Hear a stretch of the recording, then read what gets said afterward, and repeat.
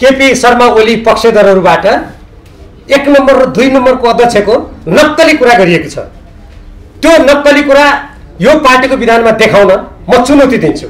कुनै पनि व्यक्तिले नेपाली जनताको लोकतन्त्र अधिकारलाई कुण्ठित गर्ने गरी कुनै सङ्कटकाल लाउन सक्दैन। जो व्यक्तिले त्यो कुरा सोच्छ उही सङ्कटमा पर्छ, उसैको काल आउँछ। संवैधानिक नियुक्तिले वैधता पाउने यो केपी ओलीजीको संविधान मिच्ने अर्को निकृष्ट कार्य हो। यहाँ 1 नम्बर र 2 नम्बर अध्यक्ष भनेको छ भनेर जुन जनतामा भ्रम फैलाइरहेका छन् त्यो भ्रमको कुनै अर्थ छैन।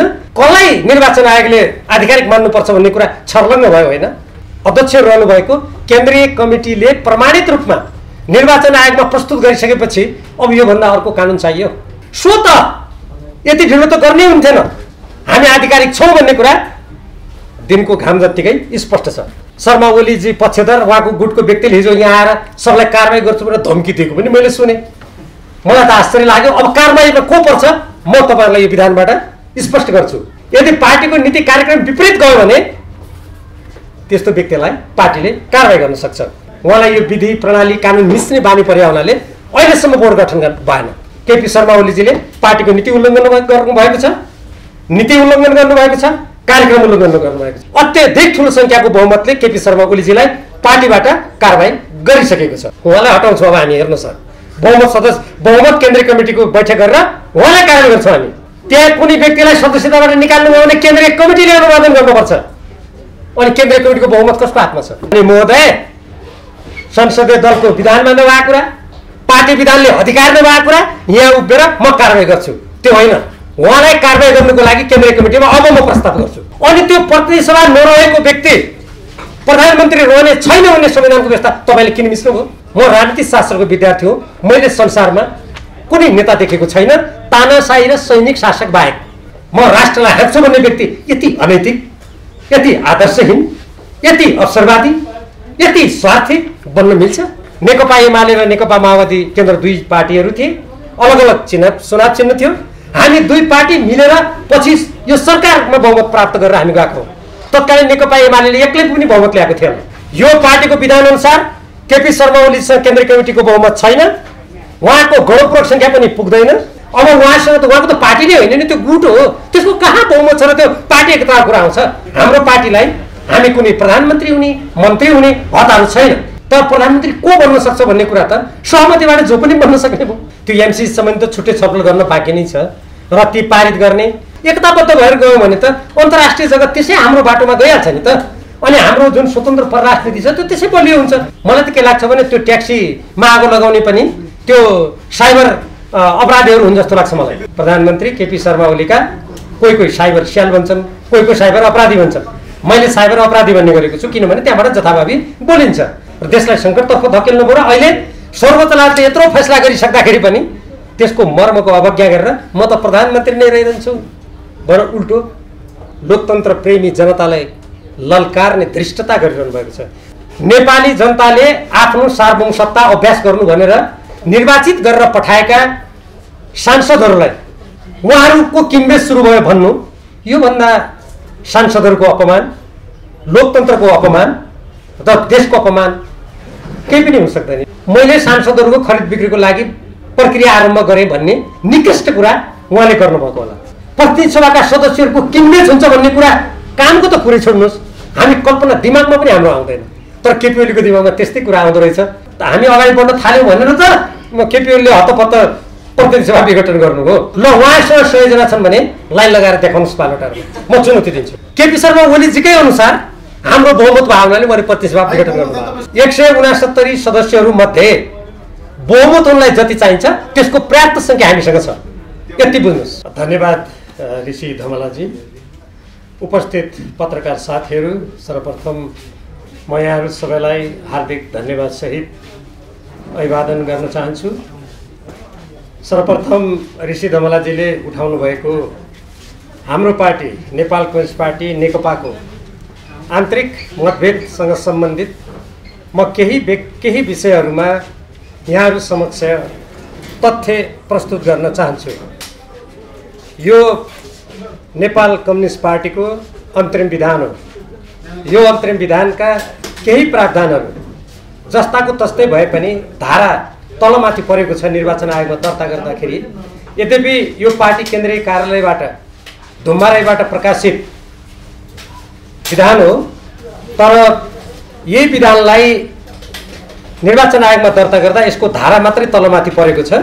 त्यसैले म यो प्रकाशित जुन विधान हो यो विधानका केही कुराहरू म धेरै विस्तृत रूपमा होइन कि संक्षेपमा यहाँहरूसँग केही कुराहरू राख्न चाहन्छु, जसले गर्दा नेपाल कम्युनिस्ट पार्टी नेकपाको अहिलेको आन्तरिक विवादमा आधिकारिक कुन पार्टी हो, यसको आधिकारिकता कसरी स्थापित हुन्छ भन्ने सम्बन्धमा यहाँहरू मार्फत नेपाली जनता र सरकारवाला सबै निकाय र अङ्गहरूलाई पनि स्पष्ट हुनेछ।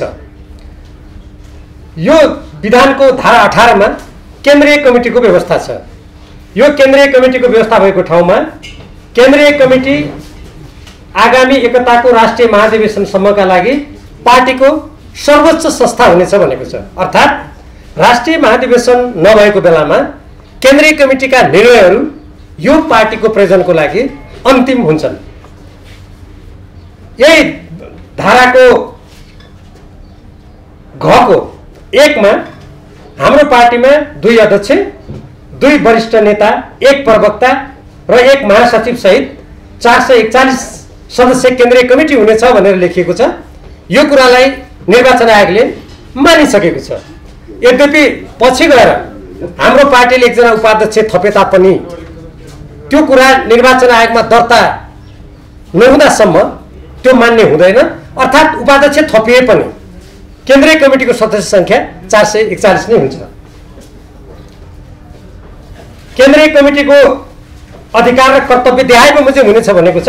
म अरू यसका अधिकारहरू म पढ्न गइरहेको छैन। यसको 1 मा भनिएको छ आफू मध्येबाट अध्यक्ष सहित पदाधिकारी, सचिवालय, स्थायी कमिटी र पोलिट ब्युरोको निर्वाचन गर्ने। अर्थात् केन्द्रीय कमिटीलाई अध्यक्ष चुन्ने, हटाउने पूर्ण अधिकार छ। अब त्यसपछि अध्यक्षका काम कर्तव्य अधिकार के हुन् भन्ने सम्बन्धमा त्यही धारा 18 को झको अरू यहाँ कामहरू के हुन् भन्ने छ। तर यो अहिले केपी शर्मा ओली पक्षधरहरूबाट 1 नम्बर र 2 नम्बरको अध्यक्षको नक्कली कुरा गरिएको छ। त्यो नक्कली कुरा यो पार्टीको विधानमा देखाउन म चुनौती दिन्छु। तर यहाँ के लेखेको छ झको 7 मा हेर्नुहोस्, दुवै अध्यक्षले राष्ट्रिय परिषद, केन्द्रीय कमिटी, पोलिट ब्युरो, स्थायी कमिटी र केन्द्रीय सचिवालयको बैठकको संयुक्त रूपमा वा आपसी सल्लाहमा 2 मध्ये 1 ले वा बैठकमा 1 जना मात्र उपस्थित भएमा निजले अध्यक्षता गर्ने। पार्टीका आधिकारिक निर्देशन र पत्राचारमा दुवै अध्यक्षले वा आपसी सल्लाहमा 1 अध्यक्षले हस्ताक्षर गर्ने। अब केपी शर्मा ओलीजीका पक्षधरहरू, त्यो गुटका व्यक्तिहरूले यहाँ 1 नम्बर र 2 नम्बर अध्यक्ष भनेको छ भनेर जुन जनतामा भ्रम फैलाइरहेका छन्, त्यो भ्रमको कुनै अर्थ छैन। त्यो निराधार र जनतालाई भ्रमित तुल्याउने र पार्टीका कार्यकर्ता र पार्टी पङ्क्तिलाई भ्रमित तुल्याउने निरर्थक अभ्यास मात्रै हो। अब कसले निर्णय गर्ने त, कसरी निर्णय गर्ने? अहिले यहाँहरू धेरै जस्तो सञ्चार क्षेत्रमा क्रियाशील व्यक्तिहरू र कतिपय बुद्धिजीवीहरूले पनि यसको निर्णय प्रक्रिया के हो भन्ने बारेमा विभिन्न छलफलहरू गरेको म देख्छु। र यो अनुशासनको कारबाही कसरी हुन्छ भन्ने बारेमा पनि म अलिकति भन्नुला। पहिले यसको निर्णय प्रक्रियाको बारेमा म भन्न चाहन्छु। धारा 59 मा बैठकको व्यवस्था छ। यो बैठकमा केन्द्रीय कमिटीको 6 महिनाभित्र बस्नुपर्ने, अनि त्यसपछि महाधिवेशन कहिले हुनुपर्ने, स्थायी कमिटीको बैठक कसरी हुनुपर्ने, तलका बैठकहरूको कसरी आयोजना हुने भन्ने तोकिएको छ। म त्यतातिर जान चाहन्न।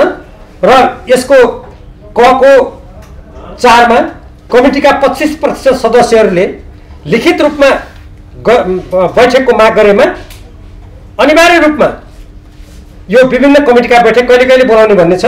जस्तै केन्द्रीय कमिटीको बैठक 1 महिनाभित्र र मातहत कमिटीको बैठक 15 दिनभित्र बोलाउनु पर्ने यहाँ व्यवस्था छ। अब यहाँहरूलाई म धारा 60 तर्फ ध्यान आकर्षित गराउन चाहन्छु। धारा 60 मा शीर्षकै लेखेको छ बहुमतको निर्णय पार्टी निर्णय। अनि तल लेखिएको छ एकताको राष्ट्रिय महाधिवेशन अधिवेशन र बैठकहरूमा सबै विषयहरूमाथि छलफल गर्दा जनवादी प्रक्रिया अपनाइनेछ। त्यो जनवादी प्रक्रिया भनेको के हो त्यो यहाँ लेखेको छ। म त्यसलाई पनि संक्षेपमा मात्रै भन्नेछु। निर्णय प्रक्रियामा मत विभाजन भएमा बहुमतको निर्णय पार्टी निर्णय हुनेछ। अब साथसाथै यसमा यो पार्टीको संगठनात्मक सिद्धान्त र पद्धति, मैले जनवादी पद्धति भने, त्यो जनवादी पद्धतिको अध्याय 12 को धारा 55 मा व्याख्या गरिएको छ र यसको शीर्षक छ संगठनात्मक सिद्धान्त र पद्धति। यो सबै त म पढ्दिनँ, त्यो अघि मैले भनेको कुरासँग सम्बन्धित कुरा मात्रै म भन्छु। यहाँ लेखिएको छ जनवादी केन्द्रीयता पार्टीको संगठनात्मक सिद्धान्त हो। पार्टीको संगठनात्मक जीवनमा व्यक्ति कमिटीको मातहत,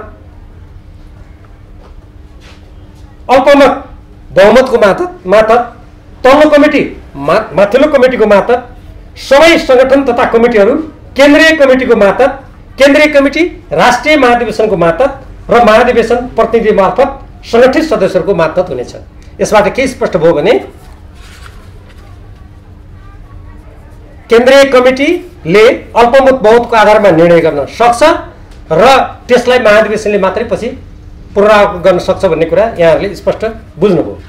अब यसमा चुनाव चिन्हको पनि उल्लेख छ। हेर्नुहोला तपाईहरुले अनुसूची 3 मा पार्टीको चुनाव चिन्ह सूर्य भनेर लेखिएको छ र लोगो यस प्रकारको भित्र हस्यात्रमा भएको र वरिपरि सूर्य भएको यो लोगो छ। यो पनि विधानमा उल्लेख छ। मैले अब यति भनेपछि नेपाल कम्युनिस्ट पार्टी नेकपा को बहुमत या अल्पमत कसलाई निर्वाचन आयोगले आधिकारिक मान्नुपर्छ भन्ने कुरा छर्लङ्ग भयो होइन। म यहाँहरू र यहाँहरू मार्फत निर्वाचन आयोग र सम्बन्धित सरकारवाला निकायहरूलाई जानकारी गराउन चाहन्छु।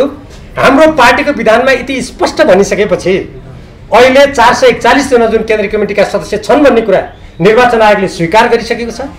त्यसमध्ये झन्डै 2/3 अहिले पुष्पकमल दाहाल प्रचण्डजी र माधव कुमार नेपाल अध्यक्ष रहनुभएको केन्द्रीय कमिटीले प्रमाणित रूपमा निर्वाचन आयोगमा प्रस्तुत गरिसकेपछि अब योभन्दा अर्को कानुन चाहियो आधिकारिकताको लागि। हामीले सँगै भनेका छौँ निर्वाचन आयोगले हामीलाई हाम्रो नागरिकताको प्रमाणपत्र सहित हामीलाई निर्वाचन आयोगमा उपस्थित हुन निर्देशन गरोस्। हामी त्यहाँ पंक्तिबद्ध भएर हाम्रो बहुमत सिद्ध गर्छौँ। अनि यो लोकतन्त्रमा विधान कानुन अनुसार चल्नुपर्छ कि पर्दैन कसैले पनि। त्यसकारण हामीले अहिले सञ्चालन गरिरहेको जुन केन्द्रीय कमिटी छ त्यो अत्यधिक बहुमतमा भएको हुनाले यो पार्टीको विधान बमोजिम लोकतन्त्रका मान्यता र सिद्धान्त बमोजिम स्वत यति ढिलो त गर्नै हुन्थेन। हामी आधिकारिक छौँ भन्ने कुरा दिनको घाम जत्तिकै स्पष्ट छ। अब यहाँहरूको चासो संसदीय दलतिर छ। संसदीय दल कसरी सञ्चालन हुन्छ?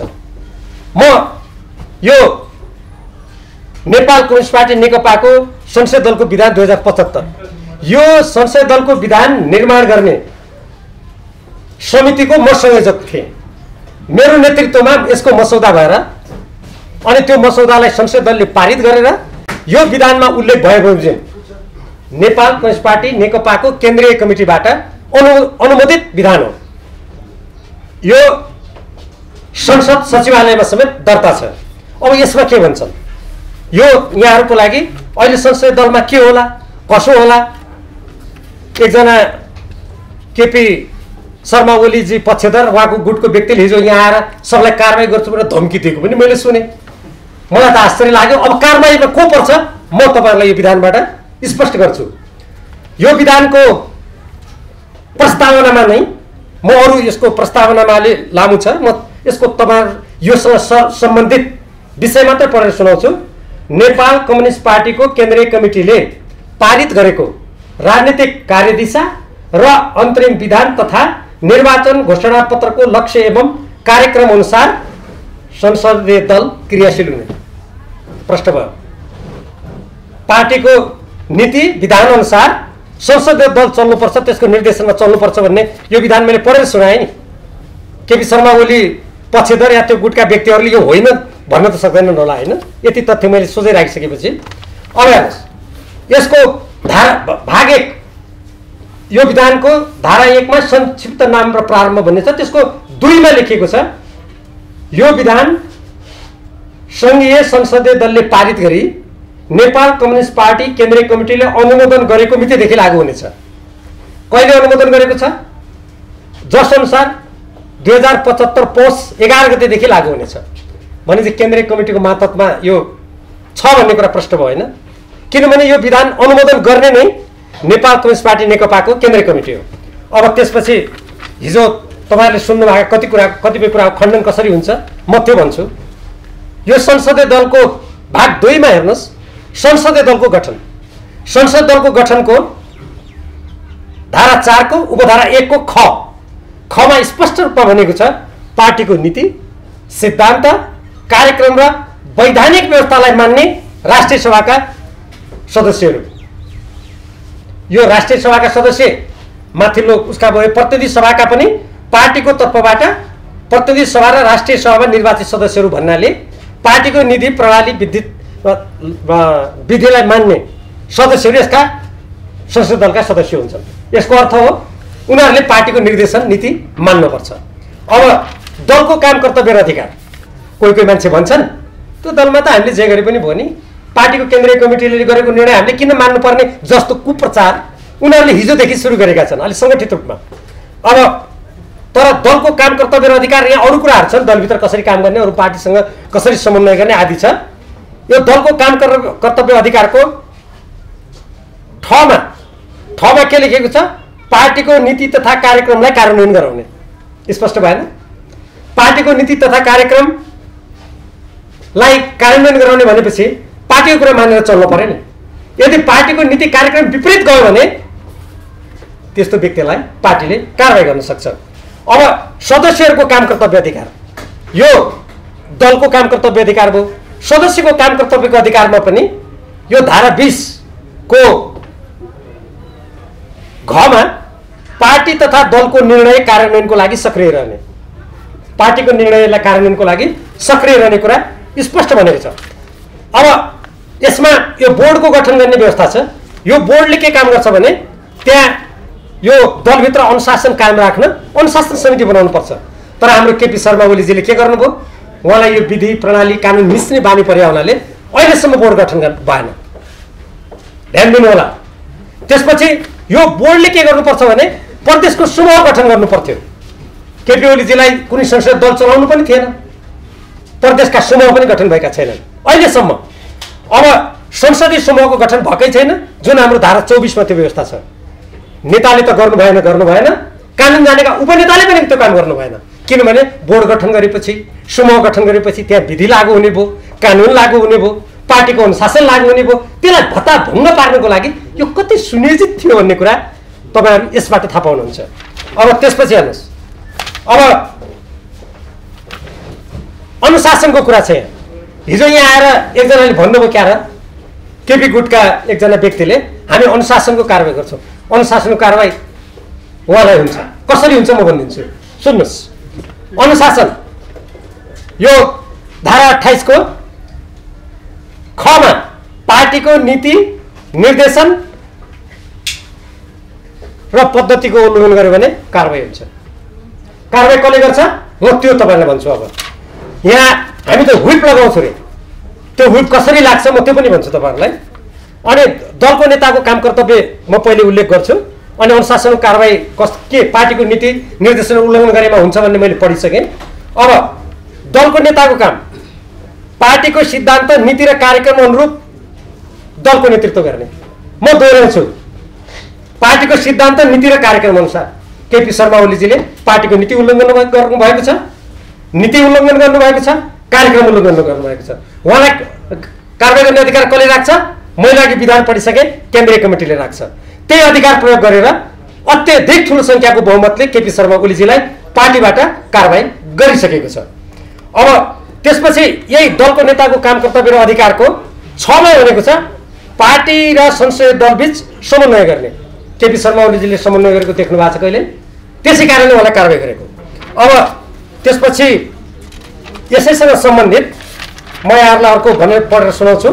अनुशासनको कारबाही र सजाय कसरी हुन्छ त?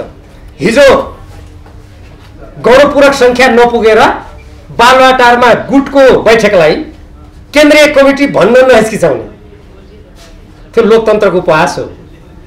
त्यस्तो व्यक्तिबाट म प्रमुख सचेतक भए भन्नेले यहाँ सबैलाई के भन्नुहुन्छ भने कारबाही गर्छु भनेर, मैले त्यसो भन्दा तर्सिहाल्छन् कि भनेर उहाँले यहाँ धम्की दिनुभएछ। अब जुन विधानको आधारमा उहाँले कारबाही गर्छु भनेर यहाँ भ्रम सिर्जना गर्न खोज्नु भएको छ, यो विधानको धारा अघि अनुशासन त मैले पढिहालेँ, पार्टीको नीति कसरी मान्नुपर्छ। यसको धारा 30 को म पढेर सुनाउँछु। घ दलको सदस्यता निश्चित अवधिको लागि निलम्बन गर्न सकिन्छ। निलम्बन चाहिँ गर्न सकिने भयो होइन, त्यो दल भित्रै सकिन्छ। तर दलको सदस्य हटाउने धम्की दिनुपर्छ नि उहाँले, समानुपातिकलाई हटाइदिन्छु, उहाँलाई हटाउँछु। अब हामी हेर्नुहोस् सर, बहुमत केन्द्रीय कमिटीको बैठक गरेर उहाँलाई कार्य गर्छौँ हामी, यो बुझिराख्नुहोस्। अब यो विधान अनुसार होइन, अघि यो विधान अनुसार अधिकार कसलाई छ मैले भनिसकेँ। अब हेर्नुहोस्, यसको मा के लेखेको छ? दलको सदस्यता समाप्त गर्नुपर्ने अवस्थामा सोको लागि पार्टी केन्द्रीय कमिटीमा सिफारिस गर्ने। मैले हुप जारी गरेर त्यस सदस्यताबाट निकाल्छु भन्ने कुरा कति झुट भ्रमपूर्ण, धम्की दिएपछि केही सदस्यहरू उफ्रेर बालुवाटातिर लाग्छन् कि भन्ने कति एउटा जनतालाई ढाँट्ने कुरा रहेछ। यो त त्यहाँ कुनै व्यक्तिलाई सदस्यताबाट निकाल्नु भयो भने केन्द्रीय कमिटीले अनुमोदन गर्नुपर्छ। अनि केन्द्रीय कमिटीको बहुमत कसको हातमा छ? टिभी ओलीको 100 जना पनि सदस्य छैन बालुवाटारमा, दुईटै हामीसँग छन्। अनि यहाँ आएर नक्कली प्रमुख सचेतकले म व्हिप जारी गरेर निकाल्छु भन्दा कोही पत्याउँछ? तपाईँहरू परबाट फोकस गरेर कृपया यो अक्षर त्यहाँबाट देखिन्छ भने यो जस्ताको तस्तै प्रसारण गरिदिनु भयो भने ती प्रमुख सचेतक पनि छाँगाबाट तल भुइँमा पछारिन्थे कि त्यो कुरा। अब अर्को हेर्नुहोस्, यही पार्टीको यही दलको विधानको जसरी अघि मैले यहाँहरूलाई यो पार्टी विधानको तल अनुसूची मैले देखाएँ, यहाँ हेर्नुहोस्, अनुसूची 1 मा पार्टीको छाप, अनुसूची 2 मा दलको झन्डा, त्यसपछि अनुसूची 3 मा दलको लोगो अहिलेको जस्तै र 4 मा चुनाव चिन्ह छ। अनि निर्वाचन आयोगले यो लोगो चुनाव चिन्हको बारेमा निर्णय गरिसक्यो, दलको छापको बारेमा निर्णय गरिसक्यो। अनि महोदय, संसदीय दलको विधानमा नभएको कुरा, पार्टी विधानले अधिकार नभएको कुरा यहाँ उभिएर म कारबाही गर्छु, त्यो होइन। उहाँलाई कारबाही गर्नुको लागि केन्द्रीय कमिटीमा अब म प्रस्ताव गर्छु। अनि लोकतन्त्रमा केन्द्रीय कमिटीको बहुमतले गरेको निर्णय मान्दिने भन्ने कुन चाहिँ निरङ्कुशतावादी आउँदो रहेछ। लोकतन्त्र प्रेमी नेपाली जनताले हेर्नेछन्, यहाँहरू जस्तो स्वतन्त्र निर्भीक लोकतन्त्रको लागि लडेका सञ्चारकर्मी साथीहरूले हेर्नुहुनेछ। अब यसको साथसाथै म सर्वोच्च अदालतको फैसलाबारे पनि अलिकति भन्न चाहन्छु। यहाँहरूको हातमा पक्कै पनि यो सर्वोच्च अदालतको फैसला छ भन्ने म विश्वस्त छु। म यसको यो फैसलाको सबै कुरातिर त म जान चाहन्न, तर हाम्रो पार्टीको विवाद सम्बन्धी, संसदीय दलको मतभेद सम्बन्धी ती कुराहरूलाई मात्रै म यहाँ उल्लेख गर्न चाहन्छु। यद्यपि मेरो धृष्टता के होइन भने यहाँहरूले पढ्नु भएको छैन भन्ने मेरो धृष्टता होइन। मैले यहाँ केही व्यक्तिहरूले भ्रम सिर्जना गरेर कारबाही गर्छु, हामी प्रधानमन्त्रीमा बसिरहन्छौँ भन्ने जस्ता अलोकतान्त्रिक, स्वेच्छाचारी, निरङ्कुशतावादी विचारहरू प्रवाह गरेको हुनाले ती व्यक्तिहरूका त्यस्ता भनाइ कति पाखण्डपूर्ण छन्, कति अलोकतान्त्रिक छन्, कति स्वेच्छाचारी छन् भन्ने कुराको पुष्टि गर्नको लागि मात्रै मैले सर्वोच्च अदालतका केही फैसलाका केही वाक्यहरू यहाँ उद्धृत गर्न मात्रै मैले चाहेको हुँ। यसमा संसदीय शासन प्रणाली कस्तो हुन्छ, हाम्रो संसदीय प्रणाली कसरी विशिष्ट छ भन्ने कुरा सम्मानित सर्वोच्च अदालतले प्रश्न पारेको छ। सर्वोच्च अदालतले यस बिचमा हामी जुन सञ्चार क्षेत्रमा, बौद्धिक क्षेत्रमा वा नागरिक समाजको बिचमा, जनताको बिचमा जे विषय छलफल गर्थ्यौँ, यो के होला भनेर त्यो सम्पूर्णको प्रश्नको उत्तर सम्मानित सर्वोच्च अदालतले दिएकै छ। हामीले धन्यवाद दिनुपर्छ, किनभने हाम्रा सबै उत्तर प्रश्नहरूलाई अदालतले प्रश्न पारिदिएको छ। अब यसै अनुसार यहाँ एउटा वाक्य त कस्तो छ भने म यो पढेर सुनाउन चाहन्छु। संविधानमा रहेका सीमा बन्देज अनुसारको कारण आइपरेको अवस्थामा बाहेक संसदीय प्रणालीको आधारभूत मूल्य मान्यता तथा अभ्यासको आधार ग्रहण गरी अन्य विकल्प हुँदाहुँदै कसैको इच्छा वा आत्मनिष्ठ रूपमा देखेको आवश्यकताका आधारमा आवधिक चुनाव बाहेकको अवस्थामा जनतालाई समेत आर्थिक दायित्व पर्ने गरी प्रतिनिधि सभा विघटन गरिनु संविधानको मर्म र उद्देश्य नहुँदा त्यस्तो कार्य संविधान सम्मत हुँदैन। हाम्रा प्रधानमन्त्रीजी देशलाई आर्थिक भार बिहोर्ने संविधान विपरीत काम गर्न कति अगाडि बढ्नु भएको रहेछ भन्ने कुरा यो फैसलाले स्पष्ट गरेको छ हैन। अब उहाँ संसदीय दलमा त्यो गर्न खोज्दै हुनुहुन्छ, तर जसरी सम्मानित सर्वोच्च अदालतले यो फैसलाबाट उहाँको काम असंवैधानिक भनेर स्पष्ट भाषामा भन्यो, यो दलको विधानले पनि उहाँ र यसको अपव्याख्या गर्ने उहाँले नियुक्त गरेका को छन् उहाँहरूलाई यस्तै जवाब प्राप्त हुनेछ। अब यसको अर्को एउटा महत्त्वपूर्ण कुरा छ, यो संसद दलमा पनि यो कुरा आकर्षित हुन्छ। सर्वोच्च अदालतले फैसलाको यो बुँदा नम्बर 3 मा भनेको छ, सार्वभौम सत्ता सम्पन्न जनता समक्ष आफू जनताको प्रतिनिधित्व गर्दै सरकार बनाउने प्रतिबद्धता साथ चुनावमा भाग लिई जनप्रतिनिधिको रूपमा चुनिएर जाँदा त्यस्ता जनप्रतिनिधिहरूको दलले संसदमा बहुमत प्राप्त गरेको अवस्थामा त्यस्तो बहुमत प्राप्त संसदीय दलको नेतासँग सरकार बनाउने र राज्य सञ्चालन गर्ने बाहेक अन्य कुनै संवैधानिक विकल्प नै रहँदैन। चुनावमा जनताबाट बहुमत प्राप्त गरेपछि संसदीय दलको नेता चयन गरी प्रधानमन्त्री दिनु त्यस्तो संसदीय दल र दलका प्रत्येक निर्वाचित जनप्रतिनिधिको संवैधानिक कर्तव्य नै हुन्छ। हुन जान्छ भने संसदीय दलको नेताको हैसियतले नियुक्त भएका प्रधानमन्त्री तथा मन्त्री परिषद संसदप्रति उत्तरदायी भई तथा राज्य सञ्चालन गर्नु संवैधानिक नैतिकताको विषय पनि हो। यसको अर्थ के हुन्छ? संवैधानिक नैतिकता केपी शर्मा ओलीजीले राख्नु भएन। उहाँ संवैधानिक रूपमा उहाँले जे काम गर्नुभयो अनैतिक काम पनि गर्नुभयो भन्ने कुरा यसले स्पष्ट भन्यो हैन। अब यो दलको विधान मिचेर अर्को अनैतिक काम गर्न खोज्दै हुनुहुन्छ, त्यो काम पनि यहाँ जसरी रोकियो त्यसै गरी रोकिन्छ। अब यसको म एउटा कुरा मात्रै भन्छु, त्यसपछि म अघि उहाँले उठाएका अरू प्रश्नहरूमा एकदम संक्षिप्त रूपमा जान्छु। सरकार असीमित अधिकार राख्दैन, त्यसले संविधान अन्तर्गत काम गर्नुपर्छ, कानुन अन्तर्गत त्यो कानुनको अधीनमा उसले बस्नुपर्छ र राज्य शक्तिको विभिन्न अङ्गमा शक्ति र अधिकार समेतको पृथकीकरण र जनताप्रति उत्तरदायी सरकार सञ्चालन सम्बन्धी मान्यतालाई आत्मसात गरेको हुन्छ। आश्चर्यको कुरा छ, पहिले प्रतिनिधि सभा विघटन गर्नुभयो केपी शर्मा ओलीजीले। नेपालको संविधानमा के व्यवस्था छ भने प्रतिनिधि सभाको सदस्य नरहेको व्यक्ति प्रधानमन्त्री हुन सक्दैन। म तपाईहरु जस्तो लोकतन्त्रको लागि सङ्घर्ष गर्ने सञ्चारकर्मी साथीहरू मार्फत म केपी शर्मा ओलीजीलाई प्रश्न गर्न चाहन्छु, तपाईले आफै प्रतिनिधि सभाको विघटन गरेर प्रतिनिधि सभा रहेन भन्नुभयो, अनि त्यो प्रतिनिधि सभा नरहेको व्यक्ति प्रधानमन्त्री रहने छैन भन्ने संविधानको व्यवस्था तपाईले किन मिच्नुभयो? यो तपाईको अनैतिक काम होइन?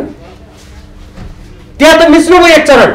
अब अहिले सर्वोच्च अदालतले उहाँलाई संवैधानिक दृष्टिकोणबाट अनैतिक र असंवैधानिक काम तपाईले गर्नुभयो भनेर यत्रो ठुलो फैसला गरिसकेपछि पनि उहाँ प्रधानमन्त्रीबाट म हट्दिन भन्नुहुन्छ। मैले यति यो सर्वोच्च अदालतको भाषामा भन्ने हो भने यति संवैधानिक रूपमा अनैतिक, यति असंवैधानिक, यति गैरजिम्मेवार, म राजनीतिक शास्त्रको विद्यार्थी हो, मैले संसारमा कुनै नेता देखेको छैन तानाशाही र सैनिक शासक बाहेक। कुनै मान्छेहरू हामीले तपाईले किन राजीनामा दिनु भएन भन्दा राजीनामा दिइसकेपछि प्रधानमन्त्री छिटो हट्ला भन्ने ठाने होला। यो कुनै प्रधानमन्त्री छिटो हट्छ र अर्को व्यक्ति छिटो हुन्छ भन्ने प्रश्न होइन। यो प्रश्न लोकतान्त्रिक मान्यताको रक्षा हुने कि नहुने? हामी राजनीति गर्ने व्यक्तिहरू, जनताको प्रतिनिधित्व गर्ने व्यक्तिहरूले न्यूनतम नैतिकता, आदर्श, सिद्धान्त हामीले पछ्याउने कि नपछ्याउने? के कुनै देशलाई नेतृत्व गर्छु भन्ने व्यक्ति, म राष्ट्रलाई हाँक्छु भन्ने व्यक्ति यति अनैतिक, यति आदर्शहीन, यति अवसरवादी, यति स्वार्थी बन्न मिल्छ? अनि यस्तो व्यक्तिलाई देशभित्रका जनता र अन्तर्राष्ट्रिय समुदायले विश्वास गरेर यिनले त देशलाई राम्रो गरी हाँक्छन् भनेर त्यत्तिकै विश्वास गरिदिनु पर्ने हुन्छ? नेपाली जनताको बीचमा हामीले जुन संयुक्त घोषणा जारी गरेका थियौँ त्यति बेला तत्कालीन नेकपा एमाले र नेकपा माओवादी केन्द्र दुई पार्टीहरू थिए, अलग अलग चुनाव चिन्ह थियो हामी दुई पार्टी मिलेर पछि यो सरकारमा बहुमत प्राप्त गरेर हामी गएको हौँ। तत्कालीन नेकपा एमाले एक्लै पनि बहुमत ल्याएको थिएन, स्थिति त्यस्तो थियो। त्यसकारण यो सम्मानित सर्वोच्च अदालतको फैसलाको मर्म र भावना बमोजिम केपी शर्मा ओलीजीले त यो फैसला सञ्चार माध्यम यहाँबाट सुन्ने बित्तिकै पदबाट राजीनामा दिनु पर्थ्यो, उहाँले दिनु भएन। अब के हुन्छ? मैले तपाईहरु प्रश्न गर्नुहोला भनेर अघि नै पढेर सुनाइसकेँ। नेपाल कम्युनिस्ट पार्टी नेकपा नेपालको कानुनको साथसाथै पार्टीको यो विधान यो संसदीय दलको विधान अनुसार अगाडि बढ्छ। यो पार्टीको विधान अनुसार केपी शर्मा ओलीसँग केन्द्रीय कमिटीको बहुमत छैन, उहाँको गणपूरक संख्या पनि पुग्दैन, उहाँलाई कारबाही गरिसक्यौँ। अब नेपाल कम्युनिस्ट पार्टी केन्द्रीय कमिटीको बहुमतले गरेको निर्णय मात्रै आधिकारिक र विधान सम्मत हुन्छ, कानुन सम्मत हुन्छ। त्यो केन्द्रीय कमिटीलाई सञ्चालन गर्न त्यो केन्द्रीय कमिटीबाट मात्रै संसदीय दल सञ्चालित हुन्छ। केन्द्रीय कमिटीले कसरी निर्देशन दिन्छ, कसरी त्यहाँका कुनै सदस्यलाई कारबाही भयो भने केन्द्रीय कमिटीले कसरी अनुमोदन गर्नुपर्छ, मैले तपाईँलाई यसको धारा नै पढेर सुनाइसकेँ। मैले साथसाथै तपाईँहरूलाई भनि पनि सकेँ यो विधानको मसौदा गर्ने कमिटीको संयोजक म नै हुँ। अब त्योभन्दा आधिकारिक मान्छे चाहिँदैन होला नि, हुन त मैले यो पढि नै सकेँ, निर्माण गर्ने कुराभन्दा पनि धारै पढिसकेँ। त्यसकारण यहाँ आएर कसैले चाहे केपी शर्मा ओलीजी हुनुहोस्, चाहे उहाँका कोही उपनेता हुनुहोस्, कोही सहनेता हुनुहोस्, कोही सहायक नेता हुनुहोस्, कोही निवासीय नेता हुनुहोस्, कोही ननिवासीय नेता हुनुहोस्, कोही प्रमुख सचेतक, प्रधान सचेतक, जे संज्ञा दिनुपर्छ या 1501 केपी शर्मा ओलीजीकै भाषामा निर्वाचन आयोगले अस्वीकार गरेका सहज छाप केन्द्रीय सदस्य हुनुहोस्, जसले भने पनि यो पार्टीको विधान र संसद दलको विधानमा लेखे बाहेक उहाँहरूका कुरा न कानुनबाट स्थापित हुन्छ न राजनीतिबाट स्थापित हुन्छन्। अब मलाई के लागेको छ भने हामीले हिजोसम्म कारबाही नगरेका एकजना हाम्रो संसदीय दलका सदस्यले गैर कानुनी किसिमबाट पार्टी केन्द्रीय कमिटीको निर्णय विपरीत अरूलाई कारबाही गर्छु भनेर यहाँ भ्रम फैलाएको हुनाले सम्भवतः केन्द्रीय कमिटीले निजलाई कारबाही गर्न सक्छ, बरु म त्यो भन्न सक्छु। त्यो अहिले नै मैले कारबाही गर्छु भन्न त मिल्दैन, त्यो कमिटीको कुरा हो। तर यस्तो भ्रम फैलाएर अहिले हाम्रो लोकतान्त्रिक प्रक्रियालाई अगाडि बढाउने कुरामा बाधा खडा गर्ने र जसले हिजो मैले अघि पढिसकेँ पार्टीको अनुशासन उल्लङ्घन गर्ने बापत कारबाहीमा परेका प्रधानमन्त्री केपी शर्मा ओलीजीका गलत क्रियाकलापलाई अझ सच्याउने, रूपान्तरण गर्ने र नेपाली जनतालाई विश्वस्त तुल्याउने बाटोमा जानुको सट्टा सञ्चार माध्यममा आएर भ्रम फैलाएर नेपाल कम्युनिस्ट पार्टी नेकपाका संसदीय दलका सदस्यहरूलाई धम्क्याउने, झुट्टा भ्रम सिर्जना गरेर भ्रममा पार्न खोज्ने काम गरेको देखिँदा केन्द्रीय कमिटीले त्यस्तालाई कारबाही गर्न पनि सक्छ र त्यो शक्ति त्यो सङ्ख्या नेपाल कम्युनिस्ट पार्टी नेकपा केन्द्रीय कमिटीसँग छ। अब हामी संसदीय दलमा यो कानुन सर्वोच्च अदालतको यो मर्म अनुसार अगाडि बढिरहँदा कोसँग मिलेर सरकार बनाउँछौँ भन्ने अघि ऋषिजीको जुन कुरा छ, कुरा स्पष्ट छ। जुन बेला केपी शर्मा ओलीजीले 5 वर्षको लागि नेपाली जनताले दिएको जनमतको अपमान गरेर जनतालाई विश्वासघात गर्नुभयो, त्यसको विरुद्ध देशका सबै प्रमुख राजनीतिक दलहरू आन्दोलनमा उत्रे। यहाँ सबै पत्रकार साथीहरू लोकतन्त्रको रक्षाको लागि, यो देशको स्वाधीनता स्वाभिमान लोकतन्त्रसँग पनि गाँसिएको हुनाले त्यसको रक्षाको लागि सबै एक स्वरले अगाडि आउनुभयो। हामी तिनै लोकतन्त्रको लागि लडेका राजनीतिक दलहरू, तिनै लोकतन्त्रको लागि आवाज उठाएका सबै नागरिक समाज, पत्रकार लगायत सबै बुद्धिजीवी सबैसँग हामी सहकार्य गरेर अगाडि बढ्छौँ। कुरा एकदमै स्पष्ट छ। अब हालिसक्यौँ, तपाईँ नै अध्यक्ष हो भनेर त्यहाँ पार्टी एक हुने भन्ने कुरा आउँछ। तर अरू व्यक्तिहरूको लागि हाम्रो ढोका भने खुला छ, किनभने हामी देशको राष्ट्रिय एकताको पक्षमा छौँ, राजनीतिक दलहरूको एकताको पक्षमा छौँ, हामी लोकतन्त्रको सुदृढीकरणको पक्षमा छौँ, हाम्रो देशको स्वाधीनता स्वतन्त्रता अखण्डतालाई बलियो बनाउनुपर्छ भन्ने पक्षमा छौँ। त्यसो भएको हुनाले अब उहाँसँग त उहाँको त पार्टी नै होइन नि, त्यो गुट हो, त्यसको कहाँ बहुमत छ र त्यो पार्टी एकताको कुरा आउँछ। तर व्यक्ति रूपान्तरित हुने, अब विगतमा जे जस्तो भयो गल्ती भयो, अब सर्वोच्च अदालतले प्रतिनिधि सभाको पुनर्स्थापना गरिसक्यो, अब मिलेर जाउँ भन्यो भने हामीले त्यसमा नै भन्ने कुरा छैन। तर हामीले नेपाली काङ्ग्रेस लगायतका अरू जुन राजनीतिक दलहरू छन् ती राजनीतिक दलहरूसँग सहकार्य गरेर जाने हामीले भनिसक्यौँ। अहिले हाम्रो विषय प्रधानमन्त्री को हुन्छ भन्ने होइन, मन्त्री कसले पाउँछ भन्ने होइन हाम्रो विषय। हाम्रो विषय के हो भने जुन सर्वोच्च अदालतले यत्रो ठुलो फैसला गरेर प्रतिनिधि सभाको पुनर्स्थापना गरेर केपी शर्मा ओलीजीले देशलाई ठुलो सङ्कटको भुमरीमा जुन पार्न खोज्नु भएको थियो त्यसबाट जोगाउन सक्ने हामीलाई एउटा अवसर प्राप्त गरिसकेपछि अब त्यसको लागि अग्रसर हुने प्रमुख विपक्षी दल नेपाली काङ्ग्रेस अनि समाजवादी जनता दल अरू राजनीतिक दलहरू सबै नागरिक समाजलाई हामी उहाँहरूसँग सहकारी गर्न चाहन्छौँ। हाम्रो पार्टीलाई हामी कुनै प्रधानमन्त्री हुने मन्त्री हुने हतारो छैन। अहिले कतिपय मान्छेले भनेका छन् यो अहिले यति समय गइसक्यो किन तपाईँले छिटो संसदीय दलमा किन ल्याउनु भयो, बहुमत नपुगेर हो कि? मैले अघि भनिसकेँ कानुन कसको पक्षमा छ, बहुमतको कुरा मैले गरिसकेँ। हामीले हतारो नगरेको किनभने सबैसँग छलफल गर्नु पर्यो, हामीले देशको राष्ट्रिय हितलाई सर्वोपरि राख्नु पर्यो, लोकतन्त्रको रक्षाको कुरालाई सबभन्दा माथि राख्नु पर्यो। त्यस कारणले गर्दा हामी अहिले छलफलमा भएको हुनाले हतारो नगरेको। तर यसमा अब केपी शर्मा ओलीजीलाई फेरि पार्टी अध्यक्ष मानेर अनि ल तपाईँ त अध्यक्ष ठिकै छ, तपाईँले यो लोकतन्त्रमाथि घात गरे पनि जनतामाथि विश्वासघात गरे पनि तपाईँ महान हुनुहुन्छ भनेर जाने स्थिति अहिले छैन। यसमा यहाँ प्रश्न हुनुभयो हुन्छ।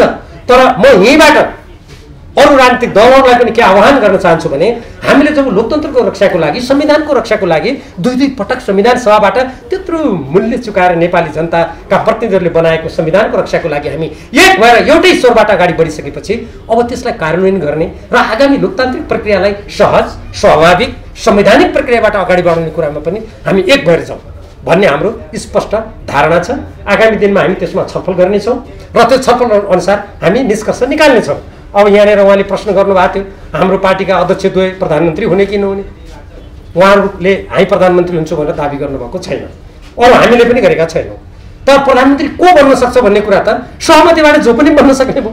प्रतिनिधि सभामा काम गरेका अनुभवी यो देशलाई एउटा निर्दिष्ट दिशातिर लान सक्ने जो पनि व्यक्ति हुन सक्ने भयो नि। तर हामीले भनेका छौँ त्यसको पूर्व शर्त के हो भने हाम्रो संविधानको मर्यादा, लोकतन्त्रको रक्षा, हाम्रो राष्ट्रिय हितको रक्षा र नेपाली जनताका आकांक्षा र भावनाहरूलाई परिपूर्ति गर्ने दिशातर्फ हामी स्वाभाविक लोकतान्त्रिक परिपाटीबाट अगाडि बढ्नुपर्छ। यो हाम्रो मान्यता छ। र पत्रकार साथीहरू, मैले हाम्रो पार्टीभित्रका केही सन्दर्भ, सरकारसँग सम्बन्धित केही सन्दर्भ बारेमा उल्लेख गरेँ। यहाँहरूका कुनै प्रश्न जिज्ञासा छन् भने म त्यसबारेमा आफ्ना धारणा राख्नेछु। त्यसको लागि म यहाँहरूलाई ती कुरा केही छन् भने राखिदिनुको लागि हार्दिक आमन्त्रण गर्दछु। यी हल्लाहरू यो कुनै अमुक सम्झौता जो एमसीसी भनेको छ त्यो एमसीसी सम्बन्धी त छुट्टै छलफल गर्न बाँकी नै छ र ती पारित गर्ने अनि त्यसपछि गएर कुनै देशसँग सम्बन्ध राम्रो बनाउनको लागि सरकार चाहिने होइन। त्यो त मैले तपाईँले हाम्रो अध्यक्ष पुष्पकमल दाहाल प्रचण्डजीको अन्तर्वार्तातर्फ लक्षित गरे जस्तो मलाई लाग्यो। उहाँले एमसीसीको बारेमा त त्यहाँ केही उल्लेख गर्नुभएको छैन। उहाँले के भन्नुभयो भने सबै राजनीतिक दलहरू मिलेर हामी गयौँ भने, सबै पार्टीले गयौँ भने हाम्रो लोकतान्त्रिक प्रणाली पनि अगाडि बढ्छ, हाम्रो भारत चीन लगायत अरू देशसँगको सम्बन्ध कायम गर्न राम्रो गर्नलाई पनि हामीले मद्दत गर्छ। अब सबै राजनीतिक दलहरू हाम्रो राष्ट्रिय हितमा एकताबद्ध भएर गयौँ भने त अन्तर्राष्ट्रिय जगत त्यसै हाम्रो बाटोमा गइहाल्छ नि त। अनि हाम्रो जुन स्वतन्त्र परराष्ट्र नीति छ त्यो त्यसै बलियो हुन्छ। त्यो अर्थमा म कसैले ल्याएपछि अनि अर्को कुनै देशको कार्यसूची अनुसार हामी जानुपर्छ भन्ने अर्थमा होइन। त्यसरी नै बुझ्न म आग्रह गर्न चाहन्छु। जहाँसम्म अर्को आन्दोलनको तपाईँको सन्दर्भ छ ट्याक्सी जलाएको, मलाई त के लाग्छ भने त्यो ट्याक्सीमा आगो लगाउने पनि त्यो साइबर अपराधीहरू हुन् जस्तो लाग्छ मलाई। किनभने यो सरकारले पक्रेर कारवाही गरोस् न त। यदि मलाई थाहा छैन, म त्यही टोखामा बस्ने व्यक्ति, हाम्रो पार्टीको कुनै कार्यकर्ता कुनै पनि व्यक्तिले त्यहाँ त्यो जलाउने ध्वंस गर्ने हाम्रो पार्टीको नीति पनि थिएन। त्यहाँ कोही गएको पनि थाहा छैन मलाई, जबकि मलाई त्यही इलाकामा खटाएको थियो। त्यसकारण म यहीँबाट भन्न चाहन्छु यदि सरकारले ती व्यक्तिहरूलाई तुरन्त गिरफ्तार गरेर कारवाही गर्दैन भने त्यो जलाएर हाम्रो आन्दोलनलाई बदनाम गराउने प्रधानमन्त्री केपी शर्मा ओलीका कोही साइबर स्याल भन्छन्, कोही साइबर अपराधी भन्छन्। मैले साइबर अपराधी भन्ने गरेको छु किनभने त्यहाँबाट जथाभावी बोलिन्छ। त्यो हाम्रो त्यसमा कोही छैन। जहाँसम्म तपाईँले जनतालाई असुविधा भयो भन्नुभयो, त्यो चैत्र 10 गते केपी शर्मा ओलीजीले त्यो देशमा कोरोनाको महामारी भयो भनेर एक दिनपछि हुने त्यो परीक्षा पनि बन्द गरिदिनु भयो र पार्टीमा कहीँ छलफल गर्नु भएन, राजनीतिक दलसँग कुनै परामर्श गर्नु भएन। उहाँले हामी सबै घरमा बस्यौँ, तपाईँले एक दिन बन्दको कुरा असुविधा भएको कुरा भन्नु, कति असुविधा भयो। र वैशाख महिनामा उहाँले के गर्नुभयो त भने राजनीतिक दल सम्बन्धी कानुनलाई अध्यादेशबाट संशोधन गरेर पार्टी फुटाउनु खोज्नुभयो। ल हेर्नुहोस्, पार्टी फुटाउनु खोज्नुभयो र त्यसपछि बालुवाटारमा हामीलाई मास्क नलाउँदा प्रहरी लगाएर गिरफ्तार गर्ने बाटो खुला हावामा पनि बालुवाटारमा गुटका बैठक गर्न थाल्नुभयो। त्यसकारण यो हामीले एक दिन लोकतन्त्रको पक्षमा जनतालाई अलिकति असुविधा त भयो, तर केपी ओलीले त्यो गरेको कामको तुलनामा जनताले एक दिन लोकतन्त्रको लागि कष्ट उठाइदिनु भयो, म धन्यवाद दिन्छु। त्यो हाम्रो आशय होइन। अहिले प्रधानमन्त्रीको प्रसङ्ग हाम्रो अगाडि छ, किनभने कुनै पनि राजनीतिक प्रसङ्ग जुन बेला जे आयो त्यसैमा पार्टीहरूले प्रवेश गर्छन्। त्यसकारण अहिले हामी केवल प्रधानमन्त्रीजीले जसरी अलोकतान्त्रिक असंवैधानिक काम गर्नुभयो र देशलाई सङ्कटतर्फ धकेल्नुभयो र अहिले सर्वोच्च अदालतले यत्रो फैसला गरिसक्दाखेरि पनि त्यसको मर्मको अवज्ञा गरेर म त प्रधानमन्त्री नै रहिरहन्छु भनेर उल्टो लोकतन्त्र प्रेमी जनतालाई ललकार्ने धृष्टता गरिरहनु भएको छ। त्यसकारण अहिले हाम्रो प्राथमिकतामा त्यही कुरा छ। त्यो कुराले एउटा निकास पाएपछि अरू विषयमा के हुनेछ भन्ने कुरा भविष्यमा यहाँहरूसँग हामी कुरा गर्दै गरौँला। यो मलाई के लाग्छ भने नि, देशको प्रधानमन्त्रीले नेपाली जनताले आफ्नो सार्वभौम सत्ता अभ्यास गर्नु भनेर निर्वाचित गरेर पठाएका सांसदहरूलाई उहाँहरूको किनबेच सुरु भयो भन्नु, योभन्दा सांसदहरूको अपमान, लोकतन्त्रको अपमान र देशको अपमान केही पनि हुन सक्दैन योभन्दा बढी। यदि उहाँले त्यो भन्नुभएको भने मैले सांसदहरूको खरिद बिक्रीको लागि प्रक्रिया आरम्भ गरेँ भन्ने निकृष्ट कुरा उहाँले गर्नुभएको होला। हामी देशको जनताले चुनेका प्रतिनिधि सभाका सदस्यहरूको किनबेच हुन्छ भन्ने कुरा कामको त कुरै छोड्नुहोस्, हामी कल्पना दिमागमा पनि हाम्रो आउँदैन। तर केपी ओलीको दिमागमा त्यस्तै कुरा आउँदो रहेछ। पत्रकार साथीहरूले मूल्याङ्कन गर्नुहोस्, उहाँ कस्तो प्रधानमन्त्री हो। मैले रघुपन्तजीले के आरोप लगाउनु भएको छ त्यो थाहा छैन मलाई, खोइ त्यो उहाँलाई नि सोध्नुहोस्। मैले किनभने कुनै पनि कुरा नि सप्रसङ्ग मैले हेर्नुपर्छ होइन, मैले उहाँको त्यो सप्रसङ्ग हेरेको छैन। फेरि अरू कुनै व्यक्तिले दिएको अभिव्यक्तिको बारेमा उहाँलाई नै सोध्नु अलिक राम्रो होला कि। मैले अघि धेरै लामो व्याख्या गरेँ। केन्द्रीय कमिटीमा कस्तो स्थिति छ, थाई कमिटीमा 2/3 छ, केन्द्रीय कमिटीमा झन्डै 2/3 छ। संसदीय दलमा त हामीले बहुमत प्राप्त गरेर त्यो कुरा अगाडि जान हामी अगाडि बढ्न थाल्यौँ भनेर त केपी ओलीले हतपत्त प्रतिनिधि सभा विघटन गर्नुभयो। ती सबै कुराहरू चित्र स्पष्ट छन्।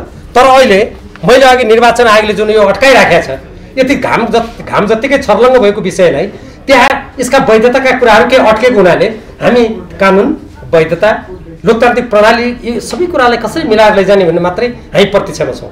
उहाँले त्यो हिजो भन्नुभएको जुन कुरा छ नि, त्यो संसदीय दलका सदस्यहरूलाई हुइप लगाएर कारवाही गर्छु भनेर उल्टो उहाँमाथि नै कसरी कारवाही हुने रहेछ मैले पढिसकेँ, अघि भनिसकेँ, विधानमा पनि मैले भनिसकेँ। उहाँले त्यो 100 जना छन् भने चाहिँ यो हो कि क्या हो 100 जना, म पनि त्यतै लाग्यो कि भने कसैको मनमा आउला भनेर उहाँले गरेको त्यो कुप्रचार मात्रै हो।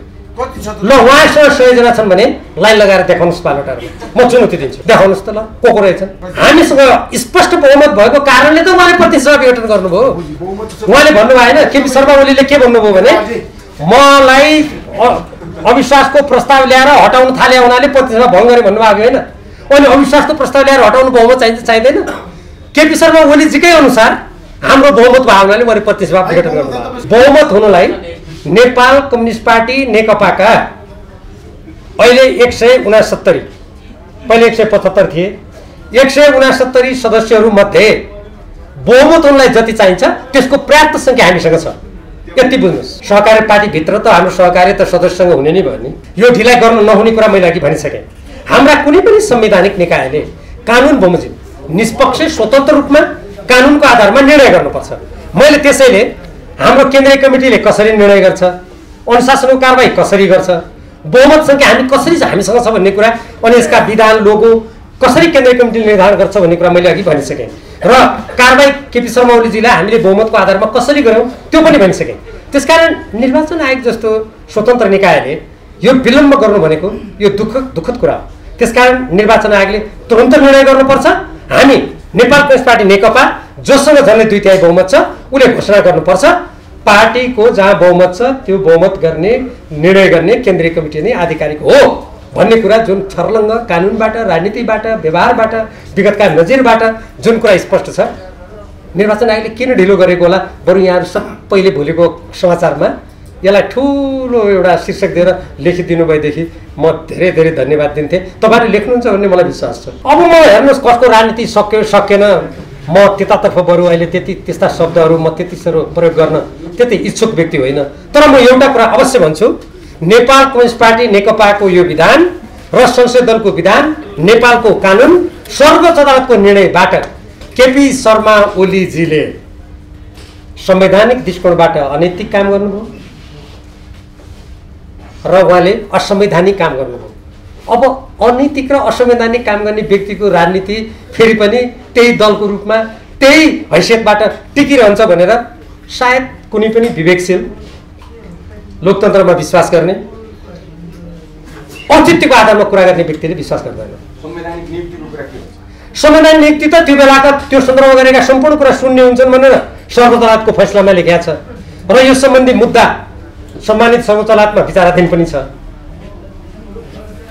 संसदीय सुनवाईको प्रक्रियामा नै प्रवेश नगरेको संवैधानिक नियुक्तिले वैधता पाउने यो केपी ओलीजीको संविधान मिच्ने अर्को निकृष्ट कार्य हो।